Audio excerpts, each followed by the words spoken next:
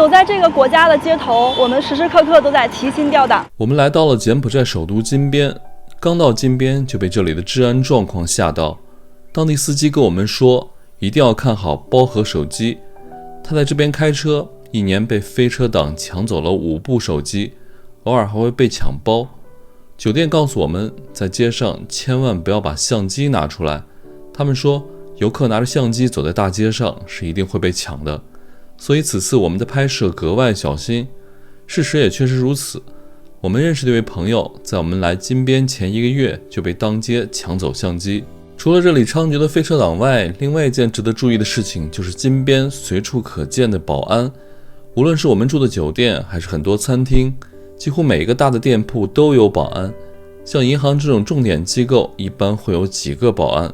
我们取钱时，银行的保安甚至不允许我们在银行拍摄。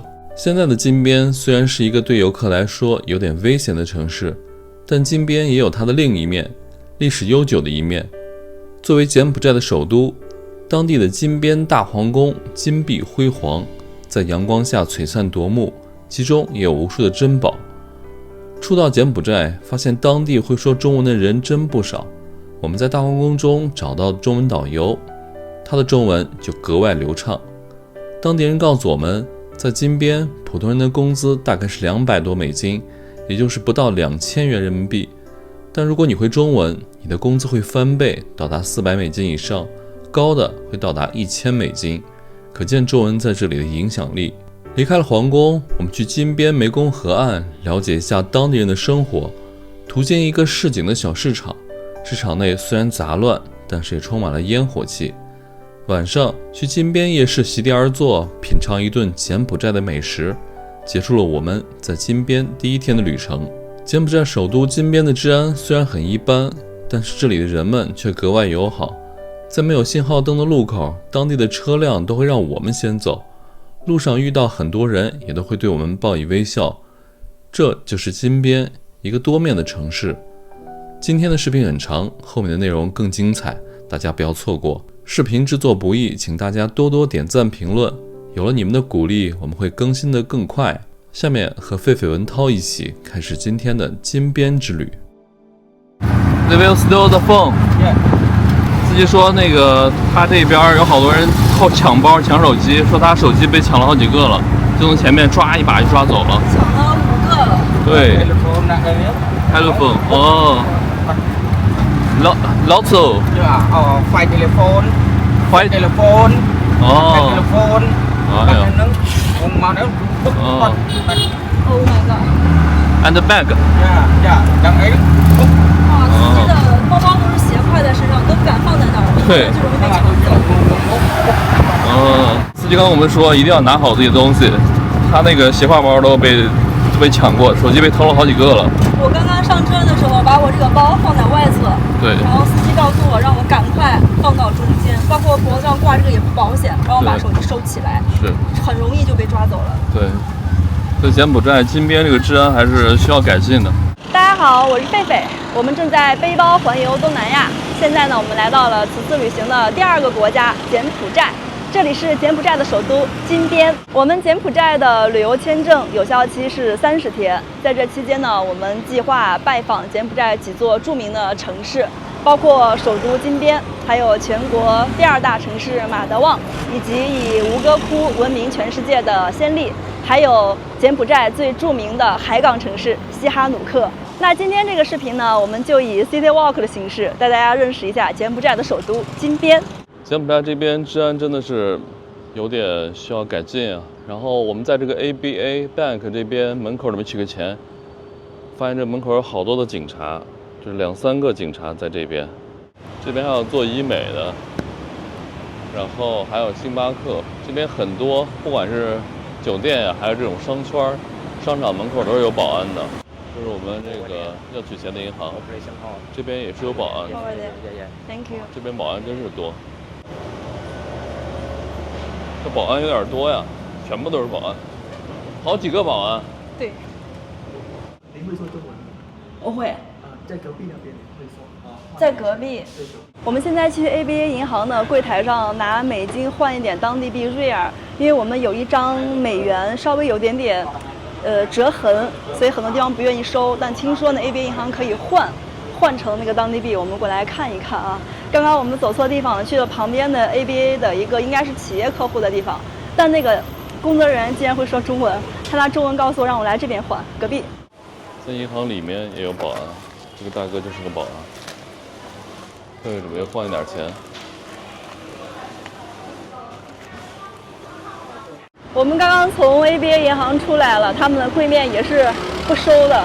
所以在这里提醒一下大家哈，虽然说呢，柬埔寨是一个双币种国家，他们国家的美元和当地币瑞尔都是同时流通的，但是呢，柬埔寨对美元的新旧程度有严格的要求，必须是10成新、完全新、非常新的，哪怕上面有一点点折痕或者一点点污损、一点点脏的地方都不行。包括这个银行啊，这是他们国家最大的银行 ABA， 以及街边的收美元的小店，都是不收这张纸币的。所以现在很尴尬。其实我们那张钱是大概9成新嘛，只是我在包里的时候把它对折了一下。我们刚才在银行里面的时候发生了一幕，刚刚大家看到了最后那点儿，那个保安，应该是保安队长朝我冲过来了，刚才。是吗？对，他不让我拍摄，你知道为什么吗？啊，是因为抢劫什么太多了。你看这个银行门口有5、6个保安，就他们害怕你记录银行里面的东西，然后为不好的用途。我再补充一句哈，刚刚银行的工作人员告诉我说，我可以拿我的纸币去街边那种换汇的小店去换，然后对方可能会给我，比如我是100美金，他可能给我换成50或60，就打折换这样子。我走在街头真的心惊胆战的，真的，看到银行都是这么严阵以待啊！我俩也得把包看紧点。每一家店的门口都有保安，包括酒店，还有那些餐厅。做医美的小店儿、餐厅，每家门口都是专门有一个岗位，就是保安。是，我们酒店就跟我们说呀，你们在路边的时候千万不要玩手机，就在别的地方看手机都可以，但在路边一定不要玩手机。玩的时候站在路里面，因为很多人骑着摩托车从旁边过会抢你手机，就是柬埔寨的飞车党。大家知道我们在金边都怎么导航的吗？我们都是出门前在酒店里就把路线看好，看个大概。在路上呢，凭借刚刚的记忆，或者说实在想不起来，到一个安全的角落，再拿手机看一看我们的位置。没有办法一直拿着手机一直看那个地图啊，很危险。太危险了。他们这边抢劫主要抢就是游客的手机和一些相机、包包，还有包包。包包。所以我这个包现在都这样背了，不敢再这样双肩背在后面了，一拉就掉了。Hello, sir. You need to come out. No, thank you。一个大哥让我们坐出租车呢。贝贝决定体验一下 City Walk。柬埔寨人的英语啊，就是基础的英语交流很好。路上卖零食、卖水，还有这种出租车司机，他们都会简单的英语，还有很大一部分人会简单的汉语，会中文。尽管今天的柬埔寨对于游客来说并非十分的安全，但是呢，柬埔寨依然以它辉煌灿烂的古文明，每年呢吸引着数以千万计的来自全世界各地的游客。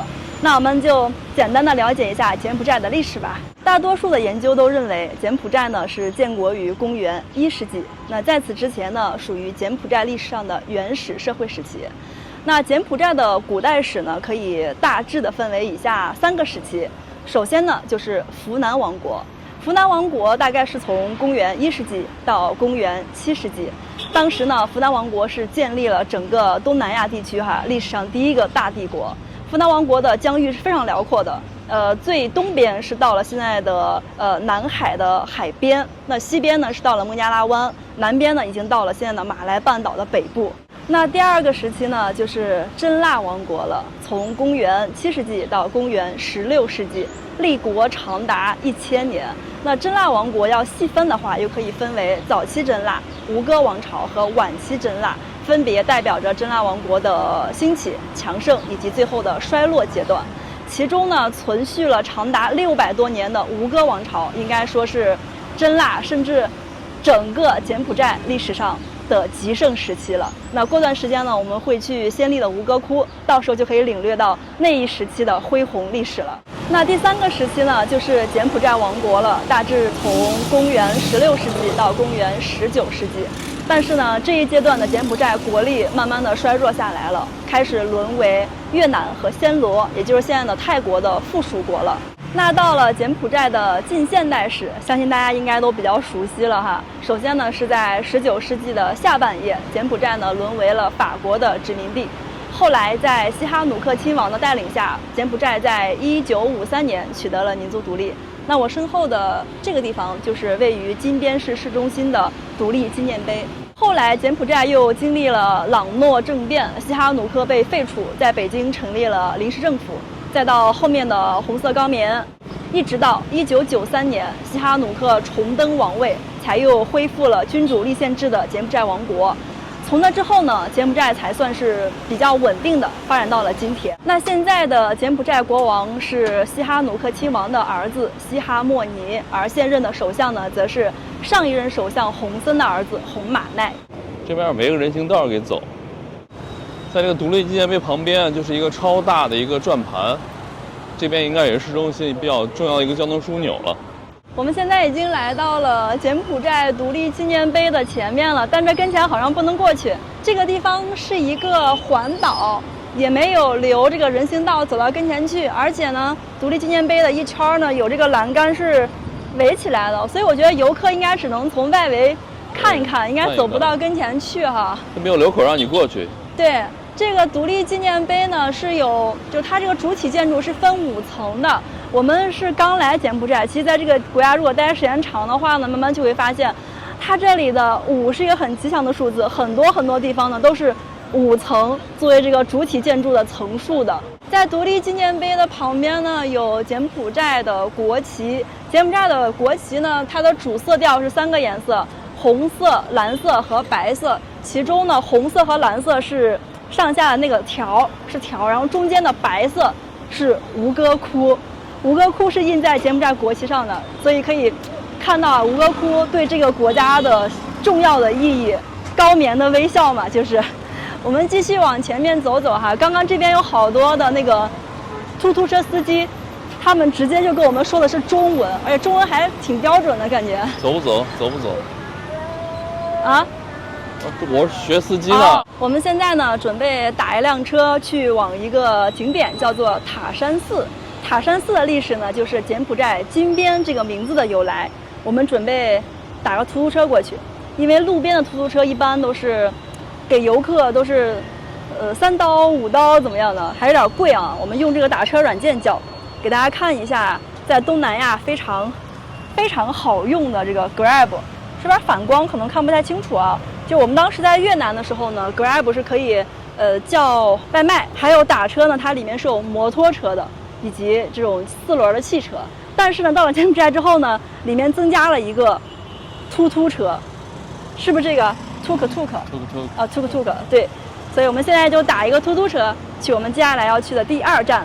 给大家看一下叫突突车的价格哈，我们从这个位置独立纪念碑到塔山寺大概有个2-3公里吧，突突车只需要5700 rial， 也就是人民币10块钱。但是呢，旁边再下一个这个出租车就需要翻1倍了，20块钱。你打个突突车吧，突突车可以坐3个人最多。好，突突车走起。第一次坐突突车啊，第一次在东南亚坐突突车，周围有5-6辆车，哎，有人接了，尾号是8866。突突车来了，看是不是8866？8866 8H6。对，就是8866，走吧。Mia yes。哇，这个突突车里面还挺矮的，这个头都快磕上了。我感觉这个地方坐3个人有点紧张啊。对，你看我和文涛中间就放了一个书包，其实也可以。对，挤一挤。挤是够的。对，真能坐3个人。但挤挤感觉有点危险呀。哇塞，好凉快呀！提醒大家一点哈，如果来柬埔寨旅游的话呢，坐突突车的时候，把你的财物靠中间这个位置放。对。之前呢发生过有游客就这样把手伸出去拿手机或者相机到处去拍那个照片视频的时候，被飞车党一把就抓走了。对。所以大家还是小心点吧。这个突突车相当爽，四面透风，还是很凉快的。好爽呀！看我现在给大家拍视频都不敢手伸出去拍，只能躲在里面拍。我们在柬埔寨真的是万事小心，因为稍一不留神吧，我们的东西可能素材还有拍摄设备什么就丢了，很麻烦。证件什么的，包很麻烦。我发现我们的这个出租车应该是那种基础版、简易版的。我看到有那种出租车旁边还有栏杆的，对，感觉更安全。它是不是我们打车软件里面那个什么 Tuk Plus？可能是那一个。我刚看有的出租车还是5座的，就是这样个对向2个座。哦，那更大一点啊。对其实，在东南亚坐出租车挺好玩的，不是出租坐不起，突突更有性价比。你好 ，Do stay， 阿公。这是我们俩来柬埔寨之后唯二会说的2句高棉语。柬埔寨的通用语言是高棉语。我们学了2句，第一句你好，你好是So stay， 然后谢谢是阿公。阿公。而且柬埔寨人呢，他们因为是佛教国家，所以他们说那个阿公手一定会双手合十这样子。对。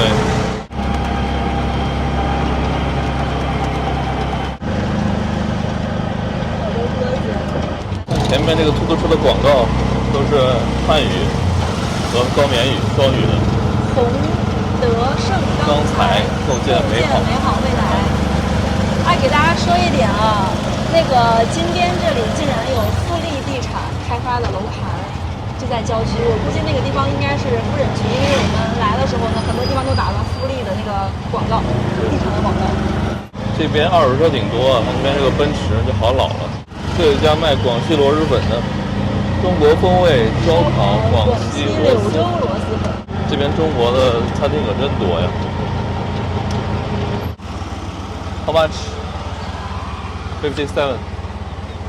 啊，5700。5700。司机一看就面相很和善，对，笑脸盈盈的。5700。这个钱我现在不太适应，我得看一眼，这是多少？这是1000，给司机17000，找我5000。狒狒很渴，买个水。可乐多少钱来着？可乐3000瑞尔，0.75美金，0.75美金多少人民币？5块钱，5块多一点吧，5块钱。我买个水挺便宜的，水换人民币就2块钱。Thank you， 阿公。阿公，我感觉那个大姐在说，这俩游客真抠，买个最便宜的。有卖花生的，还有卖这种什么，这是菠萝蜜啊，咸鸭蛋、咸鸡蛋，还有各种小吃。还有 Thank you。啊，这种饺我们在中国也吃，花生。还有卖烤肉的，烤肉不错，看起来挺香的。一个狗子朝我们过来了，还在舔我的脚，问狒狒要吃的呢。一看就这边游客经常给狗给吃的。狒狒这会儿是啥都没有。刚才看那边有人在卖，我不知道卖什么，原来卖的就是这种盒饭啊，就这样的车。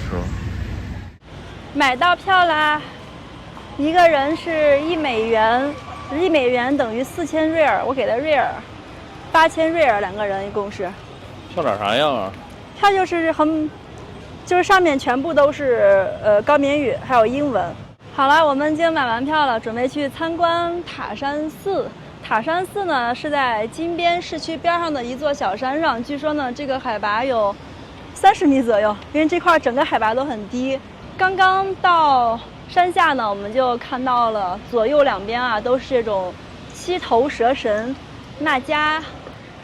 在塔山寺下面就能感到这种吴哥文化的魅力，就各种各样漂亮的这种图腾啊，还有这种雕塑啊。刚刚我们有聊过哈，就说塔山寺的历史呢，就是金边这个名字的由来。那金边呢，我们现在都叫它 Nam Pen。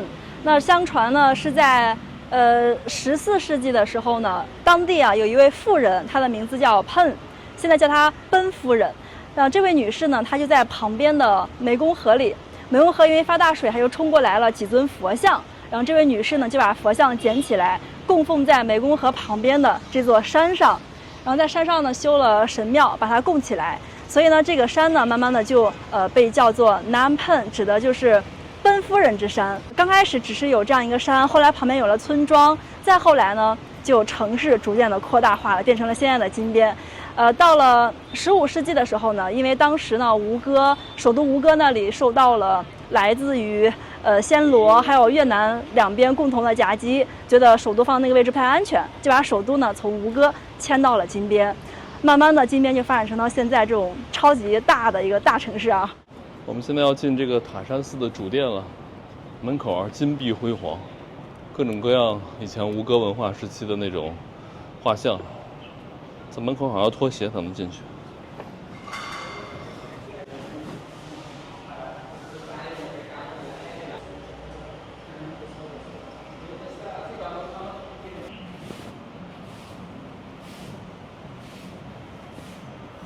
我们刚刚脱鞋进去参观的这座神庙，就是当年奔夫人修建的。然后奔夫人本人呢，也被当地人供奉在这座山上啊，在这个位置。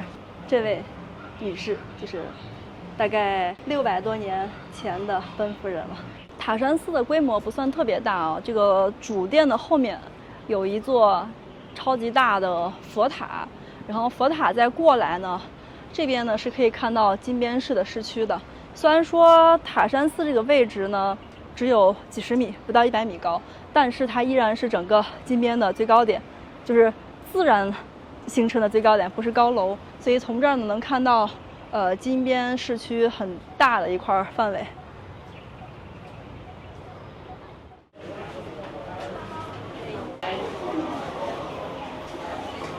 这边香火特别旺盛的地方写的是本头公庙，在这个公庙的右边呢，这还有一行对联，写的是神灵保佑，风调雨顺，百业旺。里面是供的别人的雕像，然后在这个庙的右边，这个就是孔子的雕像，能看到孔子的雕像在里面，还有人在旁边虔诚的朝拜着。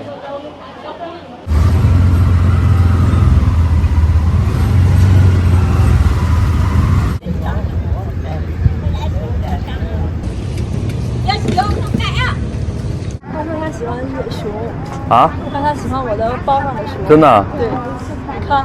哦。但他只会说高棉语，我完全听不懂。拜拜。拜拜。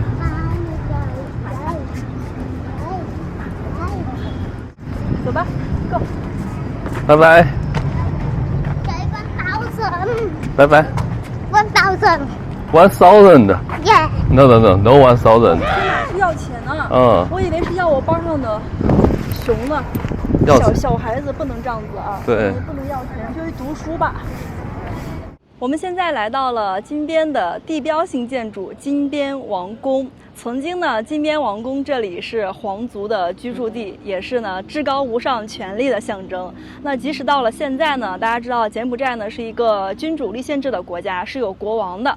那现在呢，柬埔寨的国王也依然居住在金边的王宫里面，他在这里居住、办公以及会见外宾。其实呢，在15世纪的时候呢，柬埔寨国王就把首都从吴哥迁到了金边，在这里修建了王宫，但并不是我们现在所看到的这一座。我们现在所看到的呢，是在19世纪末的时候由法国人设计修建的。我发现金边王宫所选的这个位置啊特别好，大家可以看一下我的身后，这里呢就是由洞里萨河、湄公河和巴沙河形成的一个四壁湾的位置。那王宫呢建在这里，第一是航运非常的发达呢，第二个呢就是环境也很优美，后面的这些草坪就特别像那种厚厚的绿地毯，很漂亮。然后当地呢也有很多的像僧侣，还有一些应该是大学生吧，他们在拍毕业照，也来这个位置取景了。是有好多的学生在这儿拍照，来他们当地的地标性建筑面前做一个留念吧。他们穿的这个衣服我还不太能分清是什么阶段的，因为跟中国不太一样。当地的学士服吧，可能是。So you graduate from bachelor or master? Oh, bachelor. Bachelor, okay. Congratulations. You are beautiful. Thank you.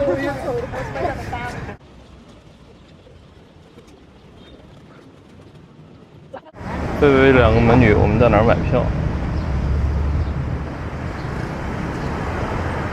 ？Oh, yeah. 2 o'clock. 2 o'clock. There. 2 o'clock. Bắt train. Bắt train. Per left. Left. Tư mua nha. 好的，好的。好 ，Thank you，阿公 ，Thank you，拜拜。我们俩刚刚在金边王宫外面绕了好几圈，终于找到入口处和买票的地方了。大家以后呢就从突突车把你放到那个位置，有个广场，有很多鸽子，然后一直往前走，直到看到一个这样的绿门，从这个门进来，这里就是售票的地方。然后还要提醒大家哈，在金边王宫这儿玩的时候有一个坑，大家注意一下，就是无论你是哪一天哪个时间点来的，他这边总有当地人告诉你说今天王宫不开门，用很熟练的中文告诉你今天不开门，然后你可以坐我的车，我带你去金边其他地方玩，很好玩的。然后有些人就信了啊，当地都说不开，那肯定是不开喽，就跟着就走了。实际上呢，金边王宫是每天都开放的，只是开放的时间不太一样，中午会休息2个小时。我们可以来这儿哈看一下，这有一个开放的时间表，这就是买票的一个箭头，从这个门进入往里面走一点点就可以买票了。然后开放的时间呢是8点、11点，中午它会休息3个小时，然后下午再开3个小时。这就是我们刚刚买的门票了哈。这个门票呢，我觉得，在柬埔寨其他地方看来还算贵的啊，一个人是10美刀，就是71，按汇率算应该是71块钱。对，我已经买好了。然后这边有一个进王宫的穿着注意的，就是不要穿什么短裤、短裙啊什么的，帽子可能也不行，一会儿摘下来吧。对，金边王宫的面积特别大，大家可以看一下这张图哈。上面一大片，然后下面还有一小块儿。但是呢，因为现在的柬埔寨国王王室还在王宫里面居住，所以对游客开放的只是一小片区域。我们现在呢，在这个位置，等一下呢，就按照这个红色的箭头，应该是参观区是这一块儿以及上面的这一小块儿。对，好，我们现在去前面检票。阿公。我们现在已经进来了，门口给了我们一个导览图。从导览图上看呢，它一共是有1到27，有27个这样的小的景点啊。我们就按顺序吧，要不然就走乱了。对，我们现在在入口这儿，1是入口，然后2是售票处，3是一个胜利门，3在哪儿啊？3在这儿。对，我们就按照顺序往前走吧。对，跟大家一起走。我们找了一个导游，然后贝贝现在付钱，是10刀。10刀。我没有刀，我们给瑞尔。我们进去看了一下，看不太懂。我们俩刚进去了，看不懂。对。我们的导游汉语挺好的。因为我们这里做工也是公务员。哦，公务员。对。哇，好厉害啊你！那你们里面都是公务员的。哦。讲解都是公务员。是的。哇。有公派。公派到中国。哦。但是我的中文不太好。很好啊，很好。对，我感觉发音不准。很准。很好，我们听得很清楚。谢谢。您在中国以前在哪个城市？以前98年，一个是北京。是。北京。OK， 还跟我来到这里，说来是皇宫，皇宫也是国王住的地方。柬埔寨的人他说国王的家，这个一条路到那边参观。皇宫有2个部分，有皇宫，有金银阁寺庙。现在一起看宫殿的风格。柬埔寨的风格这些都叫高棉，但是转过来先参观这一棵树。哇，这是什么树啊？这种的树，它的名字叫无忧树，无忧无虑的花。无忧树。对，来看花，生命它只有半天，早上它有打开花，然后呢到中午花开好，它自己掉，一天开一天掉。小乘佛教，他们也经常说，当然释迦牟尼佛他在这种树模型出生，当他涅槃也在这种的树涅槃。所以呢，后来也叫无忧无虑的树。上楼那边我继续介绍。好的。我也不怕黑，我怕热。你也怕热？对。天天游客到皇宫里，为什么他们能知道国王在不在？当然柬埔寨有3种的旗，你看到，好像这种我们说来国旗。国旗。第2呢，佛教旗。第3，国王旗。国王旗为了用代表国王，如果国王在，让其他装旗杆上，说明国王在。如果呢国王出国访问，让其他的降落。所以呢，他的寝宫那边来看，叫他开马论宫。大家看到蓝旗了吗？开马林宫。是。那看到了，说明国王在了。今天国王在了，国王在家，太幸运了。正在上楼，这个宫殿叫金銮殿。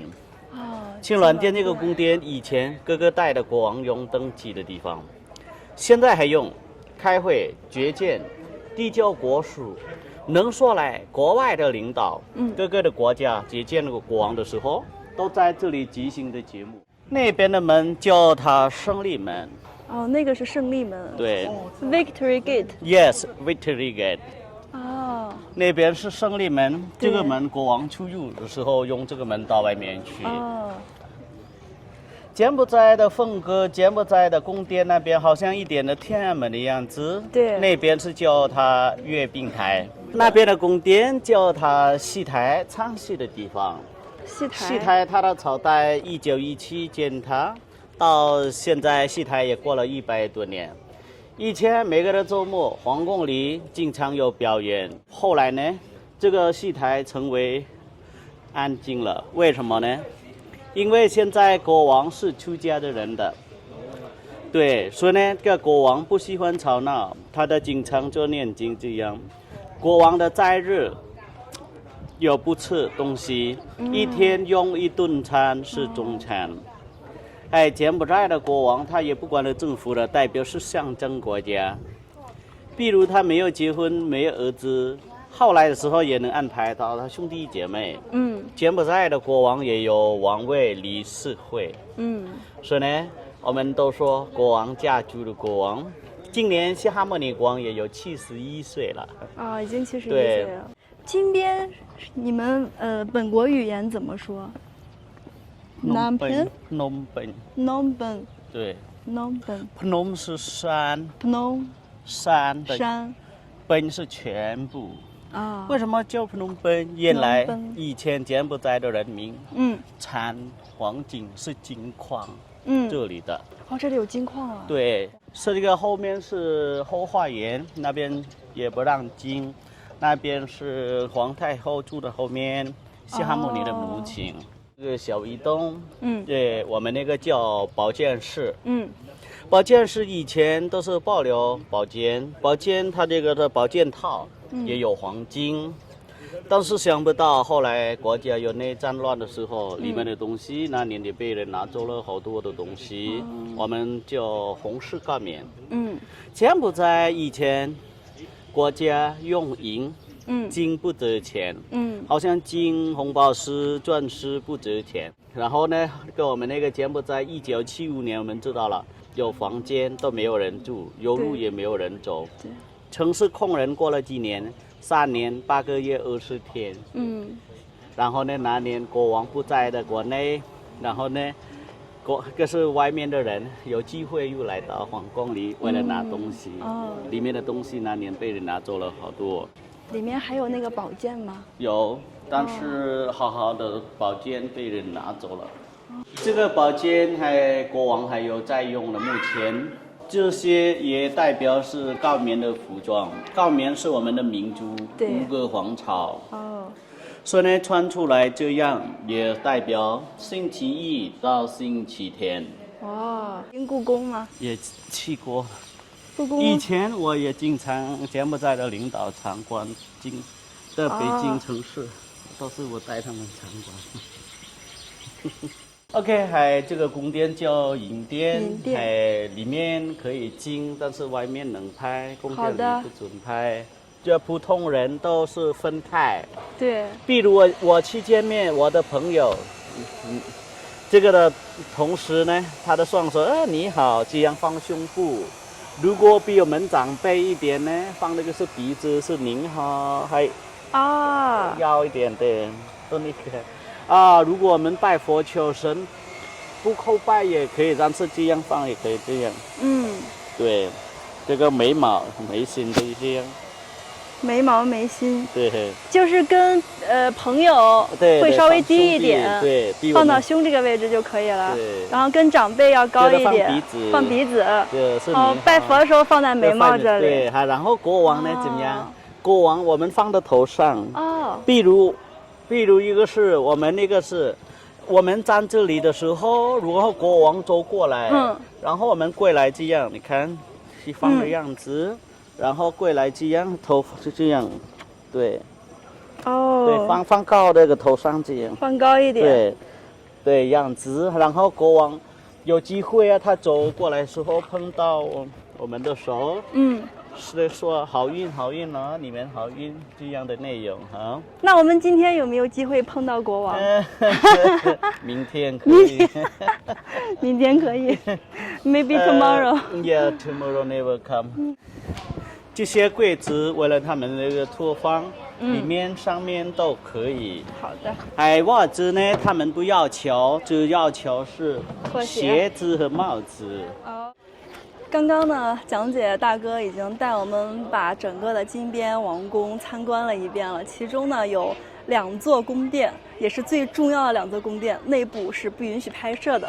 所以呢，我跟大家简单的描述一下我们在里面都看到了什么。首先呢，第一座就是这边的凯马林宫。凯马林宫在金边王宫的地位就相当于我们故宫里的金銮殿，是国王在那里举行登基仪式，以及接见百官，以及世界各国领导人还有使节的地方。在凯马林宫中最重要的就是2个宝座，一个大的一个小的。那个大的宝座位置稍微靠后一点，靠墙那个位置啊。那个大宝座呢是柬埔寨国王登基的那一天才会坐，也就是说呢，国王这一生中只有1次机会，只能坐1次那个大宝座。然后下面是个小的宝座，那个宝座就是国王日常接见群臣以及国外的这个领导人和使节的时候会坐，算是坐的比较频繁的。那金边王宫中另一个不允许拍摄就是我们刚刚出来的银殿。银殿为什么叫做银殿呢？因为在这个殿里面呢，它的地板是用5329块银砖铺成的。这些银砖呢，每一块都是重1.1公斤，也就是说呢，整个银殿的地砖是达到了5吨多重的。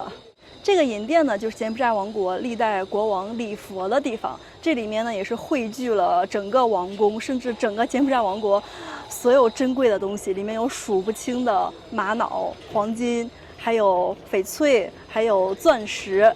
那里面最珍贵的就是一尊用整块翡翠雕刻而成的玉佛像。也正是因为此呢，银殿也被人称作玉佛寺。导游刚才给我们讲说，他那个玉佛以前的时候，柬埔寨这边人不懂玉，管它叫绿色石头。然后最后是从缅甸和中国这边知道了这个玉很值钱哈，对，才知道它确实是叫玉佛。其实这个里面的宝贝很多了，还有像各个国家的领导、使节送来的纪念品。对。但是呢，在上世纪70年代柬埔寨乱的时候，那个很多的都被拿走了，就失窃了，到现在都找不到了。还有一些很精致的那种宝剑都已经找不到了。但尽管如此，我们刚刚看里面还都是各种黄金、各种钻石、各种玉，哇，太奢华了。所以呢，大家如果来金边王宫参观的话，银殿是一定要留足够的时间去把每一样的珍宝慢慢的去细细的去欣赏的。对。那在银殿的外面这3座佛塔呢，就是柬埔寨王国已故的3位国王的佛塔了。那第4代就是西哈努克亲王了，他的佛塔在前面那个位置，我们去看看。其实呢，这里是柬埔寨公主的佛塔，也就是西哈努克亲王的女儿。这位公主呢是西哈努克生前最疼爱的女儿，但是呢，这个小公主呢在5岁的时候就不幸夭折了。所以在西哈努克亲王在世的时候呢，他的王室成员就问他说是以后呢肯定也要给你去打造一个全新的佛塔。然后西哈努克亲王说不用了，说是以后呢就把我的骨灰和我最喜欢的女儿葬在一起就可以了，就是我们现在看到的这座。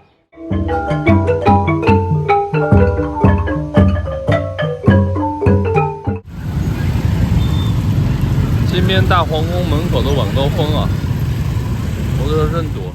我们现在来到了洞里萨河的河边啊，这个河滨的地区感觉是当地人娱乐休闲的一个场所。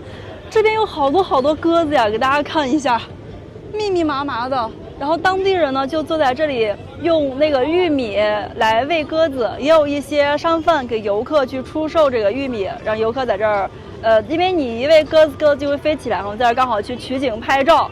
他们卖的也挺便宜的，一般就是3块5块钱一大把那个玉米，然后可以喂鸽子玩。然后这边还有游船，这个游船我刚看了，一个人是5美元，可以去欣赏这个，因为前面就是湄公河了，可以欣赏洞里萨河和湄公河的日落。对。这边景色还是很美的，而且这个船特别有意思。刚才在放中文歌，这会儿在放英文歌。我发现哈，这个洞里萨河和湄公河这里的航运是很发达，大家可以看，远处的船特别多，有客船也有货船。刚刚过去了一个，那个货船感觉很大，吃水特别的深。其实有一个事情很有意思，我跟大家说一下哈，这个是洞里萨河，如果严格说的话，它可以说是湄公河的支流。但是呢，在不同的季节哈，洞里萨河的水和湄公河的水不是说支流或者主流这么简单。在每年的雨季啊，尤其是6月份到9月份，因为湄公河的水会涨得特别高，这个时候会出现一个奇怪的现象，就是主流的水是灌入支流的，而那个时候呢，洞里萨河的河水的河面的面积会扩大10倍，很夸张的。但是呢，现在这个季节呢，就是从每年的11月到次年的5月份，属于旱季。这个季节呢，就是洞里萨河的河水会注入湄公河，这个位置就正好是两条河交汇的地方。然后可以看到呢，这个位置它像一个岛，实际上看地图它是一个半岛，是伸过来的。这一块就感觉是金边的富人区了吧？对，感觉这个高楼大厦特别的多，还有公园什么的。现在好像是金边这边的下班高峰期啊，路上的车特别的多。我突然感觉，相比较越南、柬埔寨的交通状况，更害怕。如果是我是司机的话，因为路上不但有汽车，还有摩托车，然后多了很多的突突车，对，也不好开。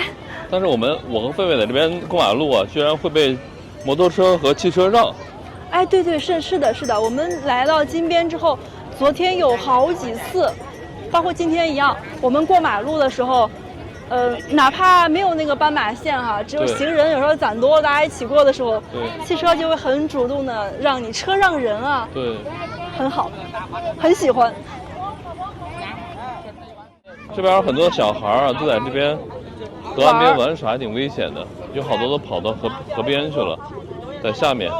哇，这个大哥就带着自己的娃下去洗了澡。这鸽子怎么这么多呢？这鸽子每次飞起来的时候真的是遮天蔽日的。今天啊，这个温度是35度，然后太阳挺大的，但是每次鸽子一飞起来就感觉哇阴天了，太多了。在洞里萨河的河边呀，就有人在这边卖花，然后当地有人买花了之后呢，就去这个庙宇里面去供奉。所以佛教在柬埔寨是非常重要的。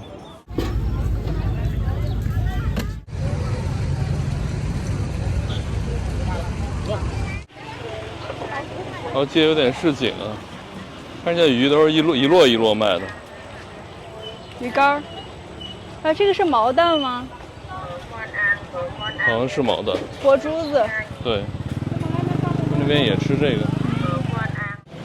这是柬埔寨人最日常的生活了吧，最市井的一面。可以躲在前面看飞头顶那个电线，太他妈恐怖了，太恐怖了。不过这边虾真是大，好大的虾呀！哇，看这个电线杆上架了多少？天哪！哇，这垃圾堆快窒息了。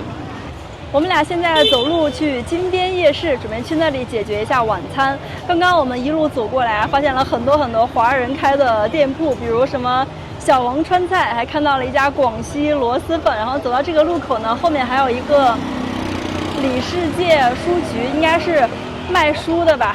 柬埔寨的华人是非常多的哈，柬埔寨全国总共有1600万人口，其中有110万都是华人华侨，大概占到了总人口比例的7.2%。而金边这里啊，首都金边是华人的聚居地，金边一共是有210万人口，华人有大概30万，也就是1/7，14.2%是非常多的。金边的路名对游客特别友好，因为在这里呢，所有的街道都是以数字来命名的。比如我们现在站的这个路口啊，这个方向就是5号街5号路，这边呢是136号。在金边呢，南北向的路是以基数来命名的，比如说117、129这样子。然后东西的路呢是以偶数来命名的，像这个136，然后旁边那个就138、140这样子，就不像之前在越南的路名我们不太能记得住，就很难去给，比如说出租车司机描述我们在哪里，除非有个地标性的建筑。但在金边呢就很方便。金边这边有好多路边理发的，$2。这个要砍价。如果你刚开始问的话，他们可能告诉你$4或$5。对。但是一般可以砍到$2。$2是正常的市场价，就游客还会问你要的多一点。对。但这种地方呢是需要在这种居民区的，你像我们待的游客区可能就不太好找。哇，这个地方真的特别的市井，所有人都在路边去洗头，还有染发什么的，好多女生。我刚才去问了一下街边的理发店，他们说，洗头洗一次是$3，然后在家剪的话就是$4。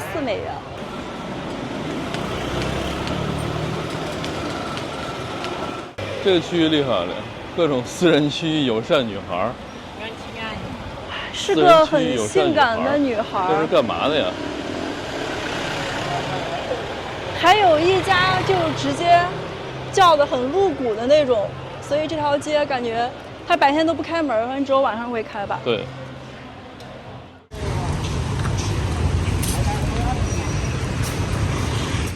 我和狒狒穿过了无数的居民区之后呢，终于到达了柬埔寨首都金边最大的一个市场。哇，这个市场规模看起来非常的大。这个市场呢叫做中央市场。其实我们俩本来说是去夜市吃饭的，但是现在这个点太早了，天没黑，夜市没有开，所以我们就溜达到一个本地的市场，叫金边中央市场。对。贼大。对。真的贼大。不好过呀，这门口好多保安呀，涛哥。对。柬埔寨这边任何一个大点的地方啊，全是保安。走吧，硬过吧。不敢过。啊，车都在让我们呢。谢谢。啊，在柬埔寨这边过马路也要命的。但是车会让人，我很意外。对。哇，鲜花，好漂亮。又到狒狒最爱的区域了，花市。哎，这里好像有很多欧美游客也在逛哦。最大的市场嘛，游客特别的多。它叫中央市场，又叫铁棉市场。哇，这是卖什么的？这卖纪念品的，你看。杂货铺。纪念品，这家是纪念品。对。各种那个小一点的佛像，都在这儿。跟我们在银店看的很像啊，我们在银店看就那种佛像。哎，我的裤子。对，多少钱 ？Same。How much? $3。这么便宜吗？便宜吧？你在国内买多少钱？2倍。我这个40多呢。真的？啊。柬埔寨居然比你的过得还便宜。原来我们现在逛的这条还不是主市场，还没有进正儿八经的大门。这两边呢是露天的吧，也不算露天的，是那种棚子的。对，小棚子。不在里面的主建筑里，这两边全是卖衣服和纪念品的。我们现在去主建筑看一下。这里面还守卫的挺严的。哇塞！各种关门。我觉得这个地方都不能叫市场了，像个大商场里面。对。好繁华呀！哇，好华丽啊！琳琅满目啊！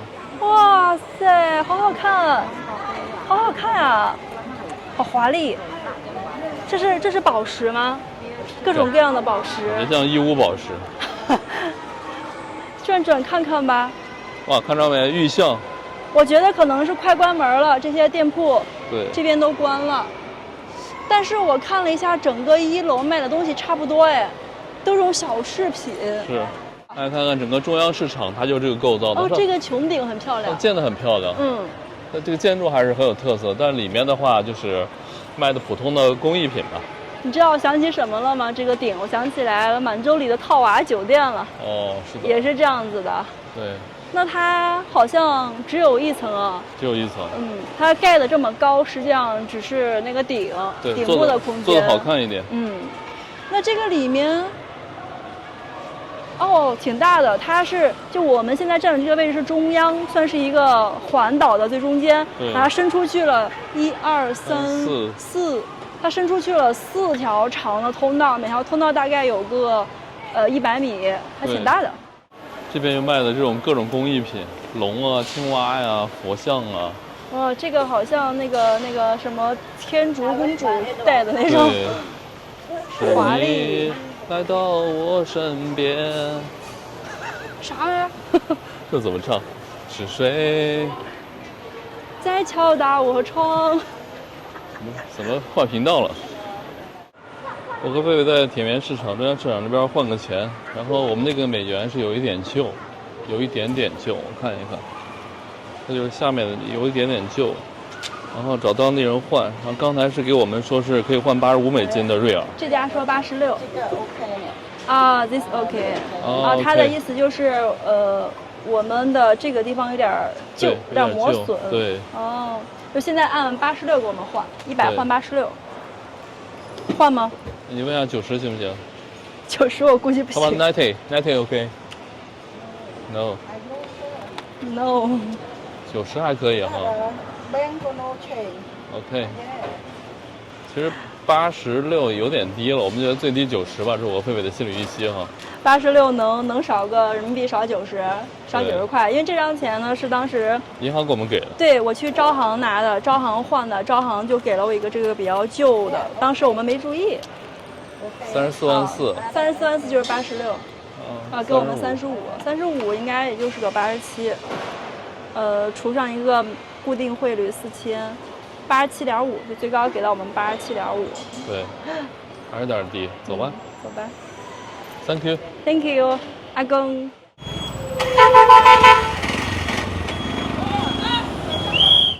香蕉啊，烤香蕉啊，这是什么？烤粽子，烤饼。How much？ 1000一个是吧？1,000 real。OK，Thank you。banana。拿个烤香蕉尝一尝。第一次吃柬埔寨的干净又卫生。现在天没有彻底黑呢，等到一会儿黑了，夜市就更热闹了。这会儿只有个别的摊儿。对。我们边吃边等吧。好。这个好像是饼，不知道是啥饼。这个是粽子吧？这也不知道啥东西。干净卫生，柬埔寨的干净卫生，尝一尝。阿公，拜拜。我们俩买了柬埔寨的干净卫生，然后到洞里萨河旁边吃一个。这边好多人呢。这里面是扎的竹签吗？这是？对，可能是吧。啊，感觉吃这个像吃肉一样。怎么这么咸？哦，放盐了吧？可能。刷一层什么酱？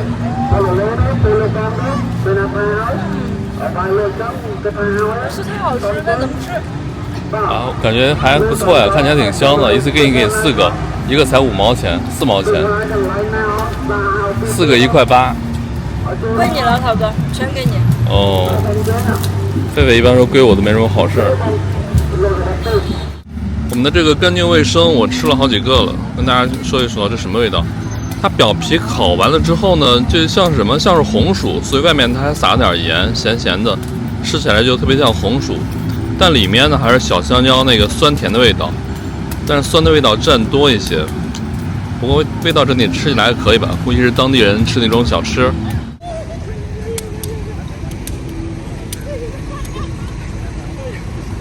我俩在河边歇了一会儿啊，这会儿来到夜市了，这写的是 Nampan Night Market， 就写的是金边夜市。我俩今天晚上来金边夜市的主要目的是来找吃的，但狒狒不知道在看什么东西。在找吃的呀，全是卖衣服的，没有吃的。我已经开始看衣服了呢。其实现在好饿的。这个夜市好大呀。全是这种两边都长得一样的这种简易棚吧。对。所以看起来还挺整齐的。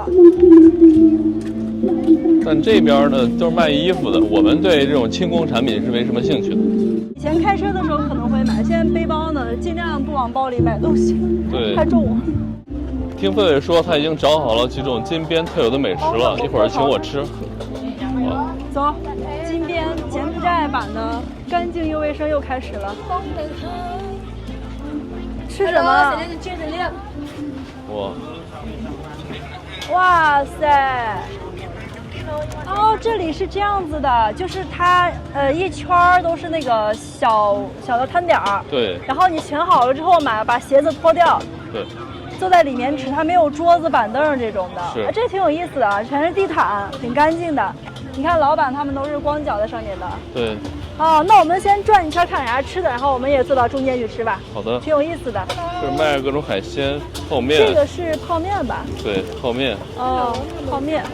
我们先转转看看，一会儿我们要点这个炸串、烤丸子什么的，感觉应该是那种科技与狠活的丸子。贝贝的最爱啊！哇，这是鸡腿还是虾？这么大的虾，好多炸的哟！这边这个不知道是烤的还是炸的，全是这种串串。我们看一下价格，这好像有这种套餐呢。这种应该是火锅，你看看，它是一个人，它这个套餐，对，是个5万瑞尔是多少钱来着？接近90了。这个是烤蜗牛啊，这么大的蜗牛。哇，这里是虾。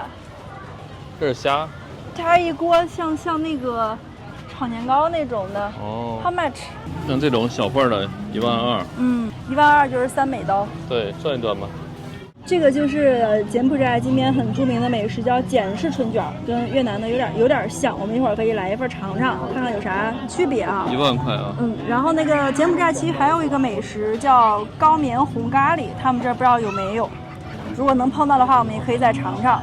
因为柬埔寨的美食我们是刚来啊，也是听网友介绍的。对。有这么几种有名的，还有他们的炒河粉也很有名。这是各种烤肉啊。哇，这个螃蟹。 How much for one? How much for one? $2. $1. Oh. 哦，2 $1. OK. OK, thank you. 我想问一下这个鱿鱼怎么卖？哦，有菜单的。哦。这个是。 3.75刀一盘，按一盘给你算。一盘3.75刀，等于就是30块钱不到。这个是虾吗？虾是5美刀。对。5美刀。价格还行是吧？还可以。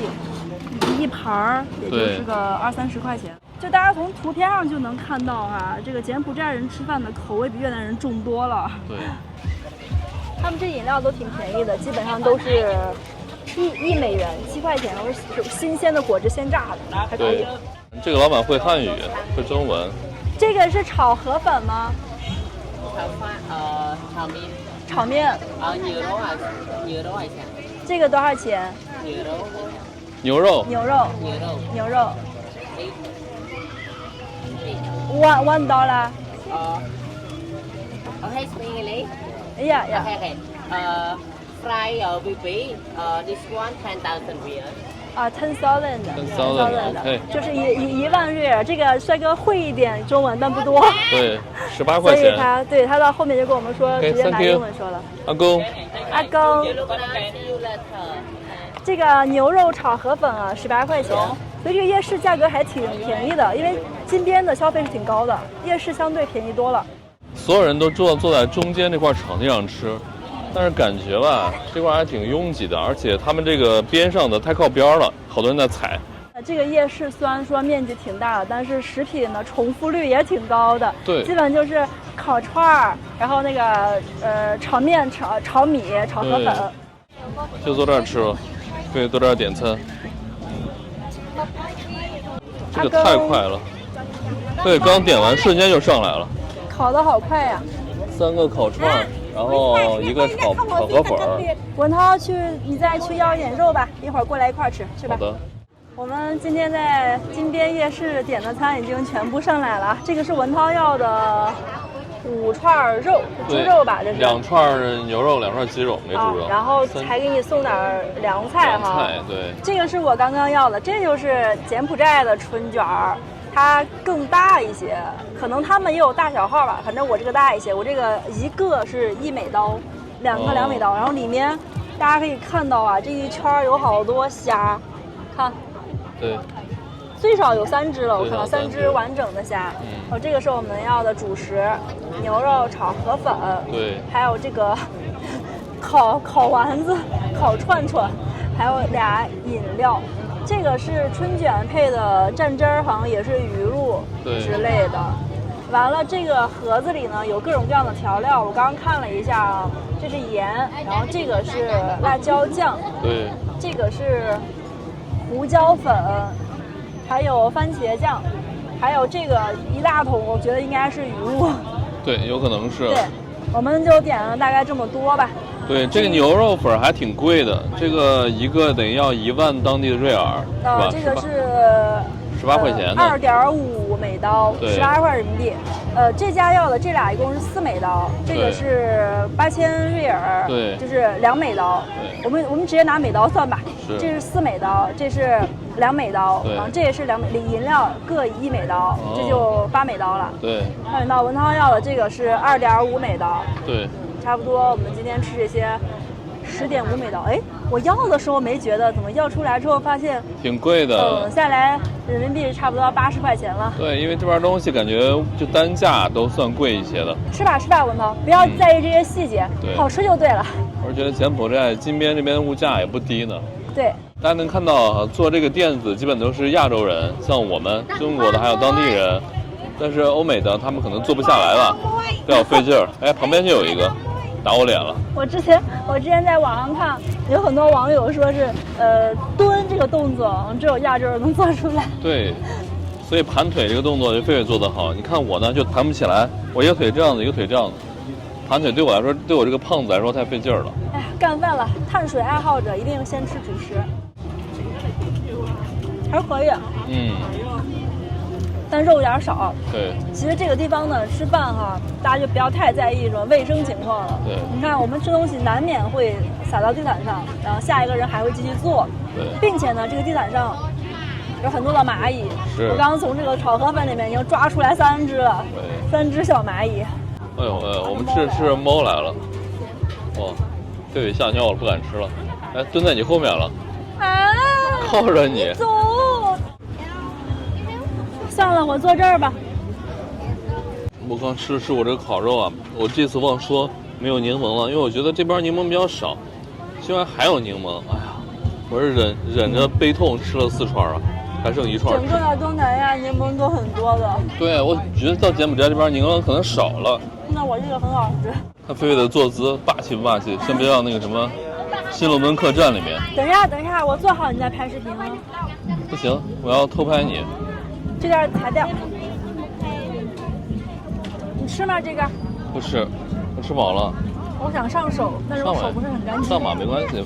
不干不净，吃了没病。干净卫生嘛。哇，那好多虾呀！看。菜也好多呀。那菜好像没洗。好吧。狒狒蠢死了，被骗了，买了一个大春卷儿。觉得里面的虾是整个大虾，结果是很薄的一层虾。这个老板呢，把这个虾馅得特别薄。你从这个角度看呢，它又是完整的3只虾，但是从这儿看呢，它就薄薄的一层虾皮。对，这一整只虾感觉被片成了3部分放到里面了。我俩觉得还不如买这个1美刀又贵了。我俩觉得还不如买烧烤呢，还不如烤虾呢。花那个3.75美刀炒一盘那个鱿鱼或者虾子挺好。我觉得这个市场基本都是给游客吃的，来这边体验的，还有他们柬埔寨别地方的游客吧。这个猫翻了个身，溜了，它越来越放肆了，把我位置全给我占了。没打过呀。